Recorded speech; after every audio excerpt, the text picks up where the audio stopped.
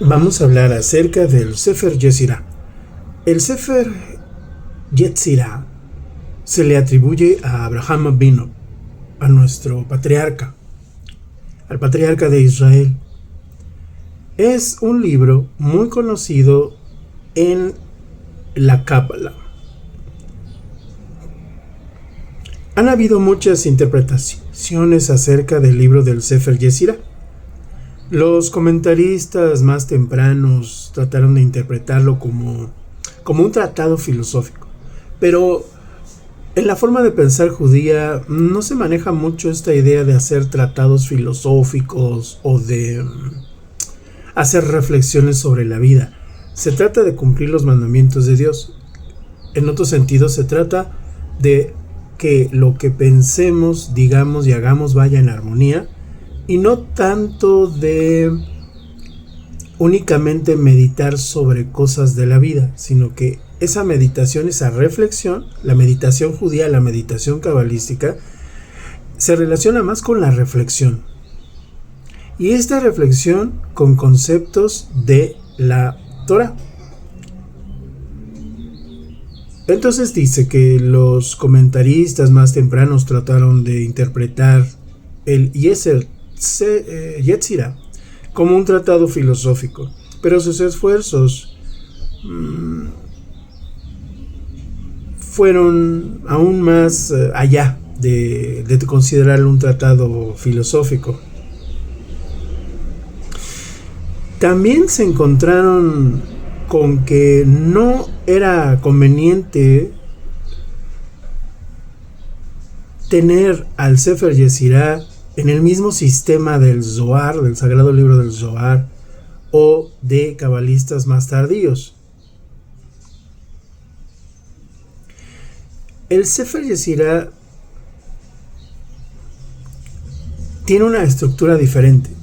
Ahora, ¿por qué dice que no es como el Zohar? Porque el Zohar es un poquito más narrativo, aunque no es muy fácil de entender el Sagrado Libro del Zohar.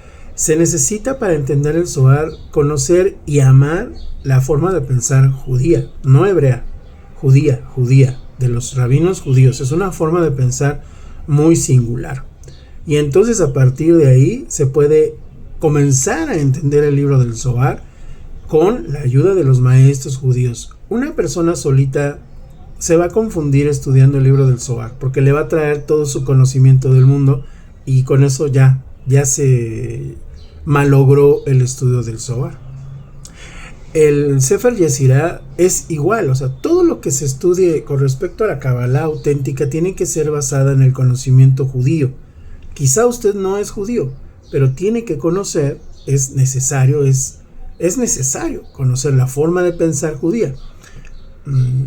Es como cuando usted quiere estudiar la cultura del Japón o de la India.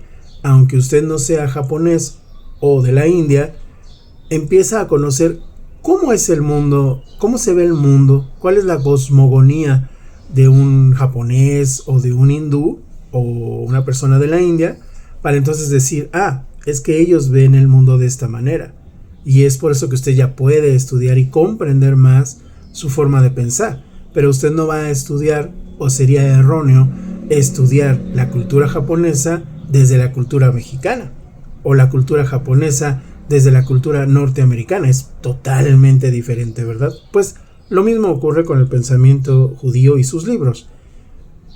En general, la Kabbalah se divide en 3 categorías: la teórica, la meditativa y la mágica. Sí, en la Kabbalah se medita, pero es una meditación reflexiva. No es una meditación de que uno vacíe de pensamientos como se hace en otros tipos de meditación. La Kabbalah original, el estar nombrando palabras, son conectadas con nuestra reflexión. No nada más estar repitiendo palabras como mantras del hinduismo o de la cultura japonesa. Entonces la Kabbalah tiene 3 categorías: la teorética, la meditativa y la mágica. Aquí hay que entender una cosa: la mágica es la que más mal se ha entendido precisamente por este término.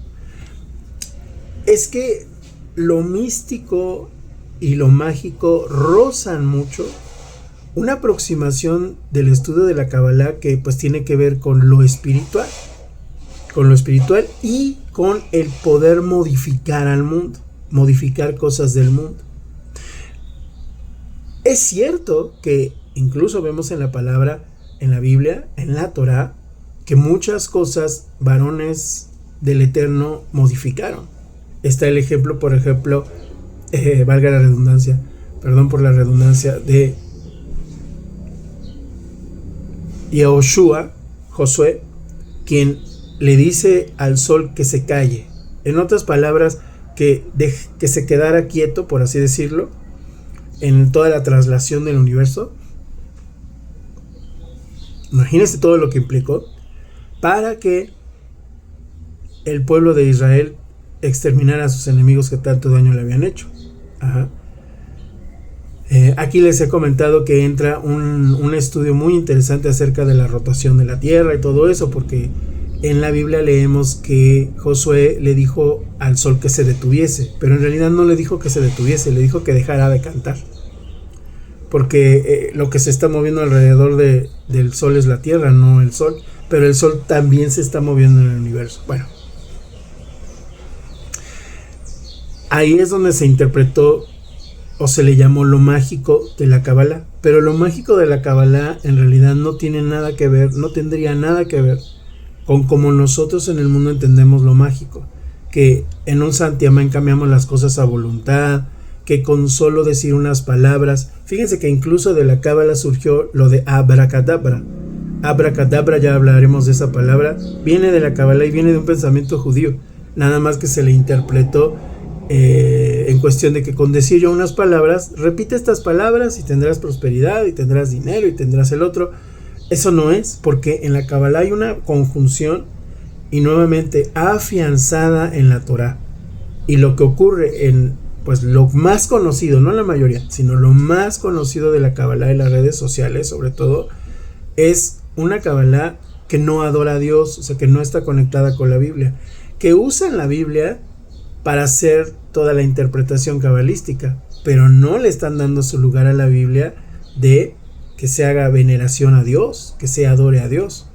En muchas escuelas cabalísticas lo que está pasando es como en el catolicismo, que se ignora la Biblia y se tiene otra instrucción, y se tiene ahí la Biblia, pero no se usa en realidad, no se le hace caso, ¿no? Se interpreta y se quedan las personas con la interpretación, que cuando usted lee la Biblia se da cuenta de que no tiene nada que ver.